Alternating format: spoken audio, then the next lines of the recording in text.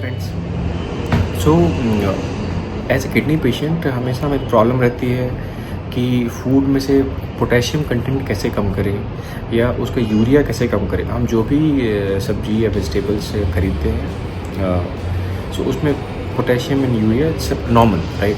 सो इसके लिए एक प्रोसेस है लीचिंग, जो मैं फॉलो करता हूँ। इससे आप अपना कोई भी खाने का potassium content around less than 25 to 50% तक रिड्यूस कर सकते हैं। अब कैसे ये लीचिंग प्रोसेस वर्क करता है, इट्स वेरी सिंपल।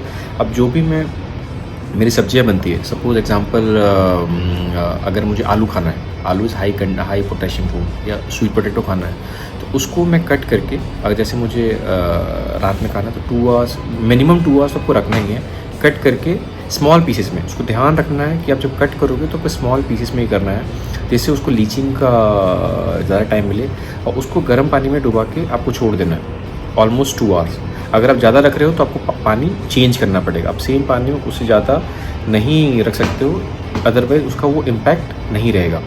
तो आप उसको पानी में डुबा के छोड़ दो और फिर उसके बाद तो नॉर्मल कुक करो।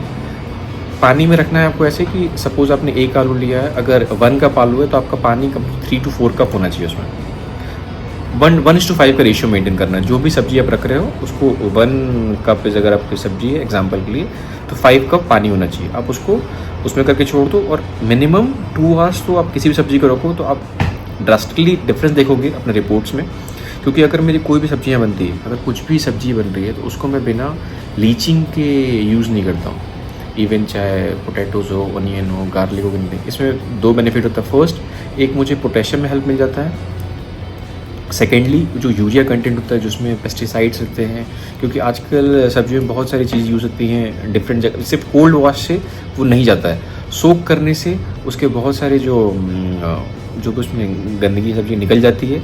एंड हमें अपने बॉडी में कुछ भी इंटर करने से पहले हमें ध्यान रखना है इस बात का कि हम जो भी चीज़ खा रहे हैं वो एकदम साफ़ हो, क्योंकि एट द एंड हमारी किडनी को ही उसे फ़िल्टर करना है। तो अगर हम डायरेक्टली सपोज जैसे नॉर्मल पर्सन लोग खा रहे हैं, वो सब्जी लाए, सिंपल वॉश किया, कोई ज़्यादा वॉश नहीं किया, 1 वॉश किया, उसके बाद कुक कर लिया, तो उसमें वो सारे जो उसके गंदगी है सब्जी की या उसमें जो भी बैक्टीरियाज है वो नहीं निकल पाते।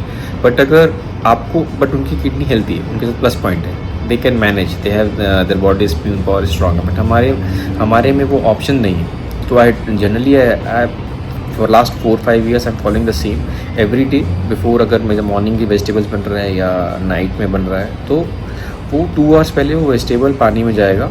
It will soak for 1 or 2 hour in warm water. Sometimes, या ऑफकोर्स आई अंडरस्टैंड कि every time it is not possible, कि कभी कभी हो जाता है, तो एक आध दिन कभी मिस हो गया तो, but it's not like 2 hours नहीं, बट हाँ 1 hour, हाफ आवर तो रहता ही। दैट इज़ बेयर मिनिमम, उतना तो रखता ही हूँ मैं। उससे ऊपर नहीं हो पाया तो that is okay, I understand ये, बिकॉज कभी भी पॉसिबल नहीं है। But try to follow this अपने डाइट रूटीन में ये इम्प्लीमेंट कर। जो भी आपका खाना बना रहा है, जो भी आपको कुक कर रहा है, तो आप जो भी सब्जियां खा रहे हैं उसको सबसे पहले वार्म वाटर में रखिए। वार्म वाटर में रखिए, इसका आपको डेफिनेटली इफेक्ट मिलेगा। I am feeling that effect कि मेरी रिपोर्ट्स में उसका इम्पैक्ट आ रहा है, इम्पैक्ट दिखता है, मेरे पोटेशियम में दिखता है, मुझे यूरियाज में दिखता है। अगर मैं नहीं करता हूँ तो उसका भी इम्पैक्ट दिखता है। Just try, maybe it will helpful for you too, आपको किडनी को सेफ रखने में, किडनी पे लोड कम करने में हेल्प मिलेगा।